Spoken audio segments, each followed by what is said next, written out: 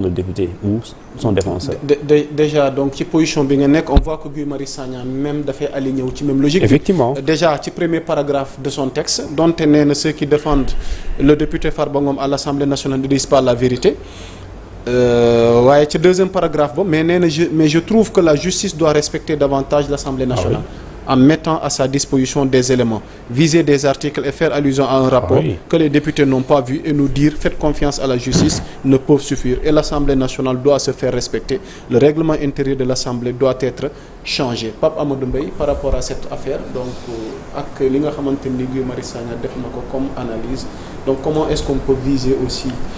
lu toll nii ci lever immunité parlementaire alors que bokk na ci li nga xamante ni bëgg nañ ko mooy ñu am ay éléments yi nga xamante ni vraiment dina yombal commission bi tamit ñu mën a def seen liggéey ni mu waree. Bon merci Amoussa je crois que par rapport à ce débat. mon compréhension bi nga xamante ne ni am naa ko ci mooy. xam nga bu fekkente ne par exemple la mise en œuvre de la commission ad hoc. même bu fekkente ne y a une disposition constitutionnelle boo xamante ne ni prévoir na que article 61 de la constitution c'est-à-dire lever immunité parlementaire bi am na détails yoo xam ne ci ñëw na ci ak l'article 52 du règlement intérieur bi nga xamante ne ni explique na aussi les modalités ak mécanismes yi nga xam ne moom la war mettre en œuvre pour parvenir à lever l'immunité parlementaire mais par rapport au débat de fond bi nga xam ne ni moom moo agité wu je crois que moi je n'ai pas la même appréciation xam nga l'article 88 de la constitution dafa établir le principe de la séparation des pouvoirs xam nga la séparation des pouvoirs c'est un principe à valeur constitutionnelle boo demee article 88 de la constitution da lay wax ne le pouvoir exécutif est indépendant du pouvoir législatif du pouvoir aussi judiciaire man compréhension bi ma am ci par exemple commission bi ñu bañ koy jox un document boo xamante ne nii peut-être le rapport dans son entièreté mooy le procureur bi nga xamante ne tey jii moom mooy enclencher li nga xam ne mooy poursuite yi buggul déjà dès bu ndawee Assemblée nationale ñu engager un débat sur le fond du dossier avant que tey jii ñu war a dem fi nga xamante ne moom mooy tribunal xam nga tey par exemple bu fekkente ne bu ñu mettre en œuvre la commission dañuy jël rapport bi dans son entièreté ñu jox ko ñi nga xamante ne tey jii moom mooy Assemblée nationale on risque le jour même de la plénière d'entreprendre tey jii benn débat judiciaire boo xam ne day am au sein de l'hémicycle et cela pourrait constituer une violation de la séparation des pouvoirs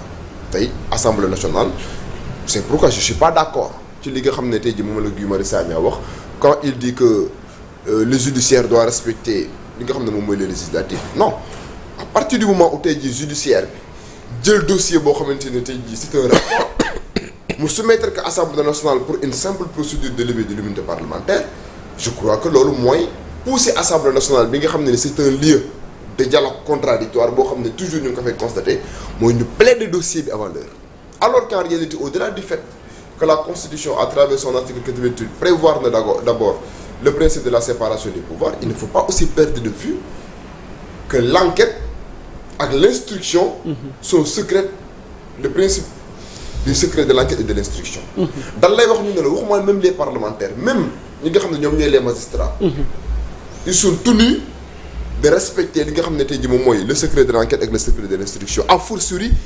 les députés parlementaires yi nga xamante ne tey jii dañuy incarner beneen pouvoir bu ñu tuddee le pouvoir législatif donc pour man à partir du moment où déclenché na la procédure de levée d'immunité parlementaire d'un député je pense pas que tey jii nii les pouvoirs publics quand je dis les pouvoirs publics parce que le parquet en la matière à partir du moment où mu nekk benn corps hiérarchisé de recevoir les ordres de la hiérarchie bu fekkente ne par exemple par le canal du ministère de la justice jébbal na li nga xamante ne tey jii moom mooy dossier global Assemblée nationale loolu day constituer benn violation séparation des pouvoirs Assemblée nationale dafa war a rester Assemblée nationale justice exécutif rester exécutif non seulement bëgguñu violer le principe de la séparation des pouvoirs moo tax fond de dossier bi déjà député yi duñu ci am accès mais tey fond de dossier boobu boo ko joxee député yi on risque d'avoir un débat contradictoire et même sur le fond du dossier à l'Assemblée nationale alors qu'en réalité lever immunité parlementaire même bay dem fi nga xamante ne tey ji moom mooy ci justice tey par exemple mais loolu mën na constituer même par ailleurs benn violation principe de la présomption d'innocence parce que tey bu ñu jëloon fond de dossier bi par exemple rapport bi dans son entièreté ñu soumettre ko Assemblée nationale mais chacun va tirer de son côté les députés de l'opposition ils vont essayer de plaider li nga xam ne moom moo nekk ci rapport bi expliquer ne par exemple le gars il est coupable le défenseur bi nga le parlementaire défenseur bi nga xam ne ni Farba Ngom moom la soit agir de son côté aussi à l'hémicycle il va essayer de trouver des moyens de droit pour se tirer d'affaire bu boobaa on risque d'entreprendre un débat judiciaire au sein de l'hémicycle et c'est comme si on est en train de débattre ci loo xamante ne ni fond ou dossier boo xamante ne ni loolu tribunal moom moo leen appréciation moo tax je suis d'avis je suis aussi en phase avec la démarche entreprise par le parquet qui consiste à dire que à partir du moment où yéen parlementaire da leen a demander simplement ngeen lever immunité parlementaire on va pas vous donner tous les éléments à votre disposition au risque en tout cas ngeen def benn empiètement sur le fonctionnement de la justice et pour garantir le principe de la séparation des pouvoirs pour garantir le secret de l'enquête le secret de l'instruction yi nga xam ne ni code de procédure pénale daf koy préserver donc du leen jox fond dossier bi da leen di jox juste ay éléments ay lettres pour wax leen ne leen nous de la justice on a besoin en tout cas d'entreprendre des procédures à l'encontre d'un des leurs qui se trouve être Farba Ngom à partir du moment où tey ji am na benn mbaraanu kirlaay bu ñu empêcher nous de la justice ñu mën a enclencher suñu poursuite carrément donc lever leen ñu immunité parlementaire parce que y a tel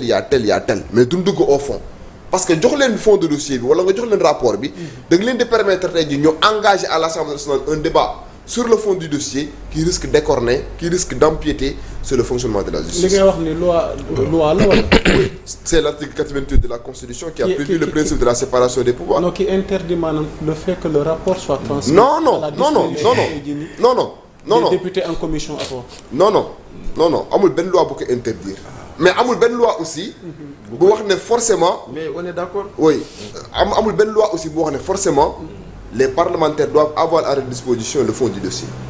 man li ma gëm mooy les parlementaires ne doivent en aucune manière avoir à leur disposition le fond du dossier parce que buñ ko amee non mais mooy li ma lay expliquer tey rapport scientifique bu demoon Assemblée nationale xam nga démb dañ koy constater Assemblée nationale un débat sur le fond du dossier mooy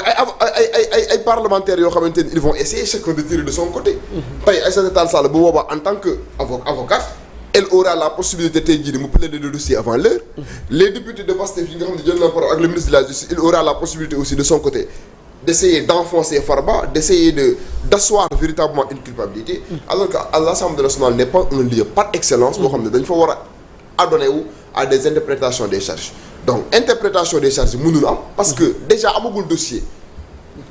xam nga bu ñu waxee amagul dossier mooy la procédure judiciaire à proprement parler nekkagul en plein dans la procédure judiciaire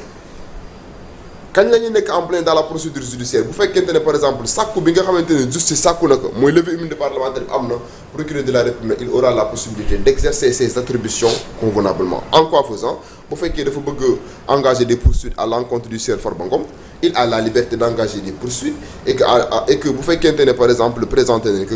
automatiquement mu placer ko sous mandat de dépôt bu boobaa nag ñu nekk dans la procédure judiciaire à proprement parler et les avocats de Farba Ngom ils auront la possibilité d'avoir à leur disposition le fond du dossier pour organiser leur ligne de défense mais en phase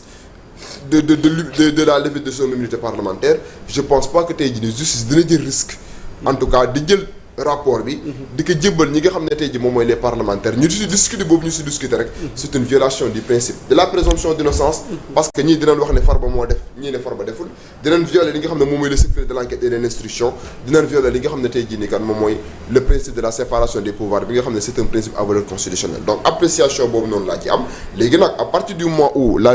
levée de l'immunité parlementaire est actée donc